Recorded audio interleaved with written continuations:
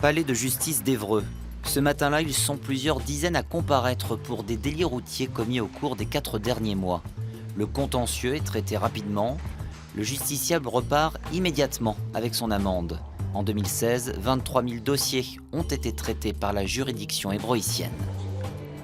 Dans la salle d'en face, une affaire d'escroquerie devant le tribunal correctionnel. La cour d'assises de l'Eure juge, elle, 2 jours durant, un homme accusé de viol sur mineur. La patronne des lieux, c'est Dominique Puechmaï, procureure de la République d'Évreux. Des fonctions qu'elle occupe depuis septembre 2015, après avoir dirigé le parquet de Blois pendant 6 ans et demi. Moi, je suis le seul procureur de l'Eure.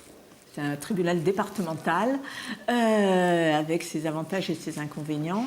L'avantage étant qu'on est le seul interlocuteur des autres autorités. Le ministère public, appelé aussi le parquet dans le jargon judiciaire, regroupe les magistrats représentant les intérêts de la société. Ils sont la loi.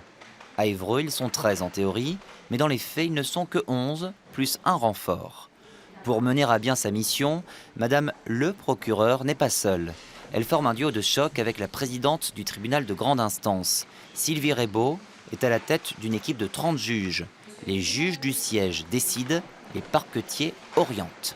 On est quand même obligé chacun de défendre un peu son petit bout de gras. Donc moi, je défends le parquet, l'action publique et ce que j'en veux mettre en route. Le problème, c'est que je ne peux rien faire sans les collègues du siège. Et lorsqu'on explique qu'en fait, à la tête d'une juridiction, il n'y a pas une personne mais 2, alors là, tout le monde ouvre de grands yeux en se disant « Qu'est-ce que c'est ce machin ?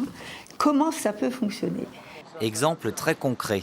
À la maison d'arrêt d'Évreux, les détenus reçoivent de l'extérieur stupéfiants et téléphones dissimulés dans des chaussettes, projetés par-dessus le mur d'enceinte. Ces faits se multiplient. La procureure a choisi de durcir le ton. Moi, j'ai décidé de mener une action pour lutter contre ce phénomène.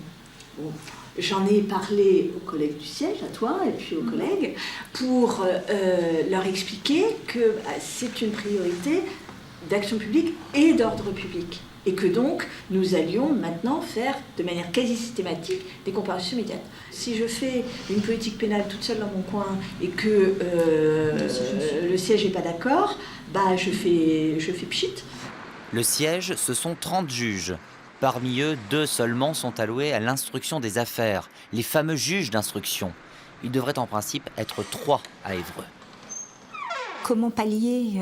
Alors, beaucoup vont vous dire qu'il faut augmenter les moyens. Moi, je vous dirais que moi, ici, j'ai besoin de 32 magistrats, y compris moi. Le souci, c'est au mois de septembre. Là, si les choses restent comme elles sont, mais elles ne le resteront pas parce que ce n'est pas possible, on sera 26, ce qui n'est pas tout à fait la même chose. D'ores et déjà, la juridiction a anticipé. Certaines audiences n'auront pas lieu dans l'attente de l'arrivée de nouveaux juges. Demain, nous passerons la journée en compagnie d'un magistrat en charge de la permanence parquet. Une journée à 100 à l'heure. Pour la COPJ, intégrer l'article 76 pour la perquisition.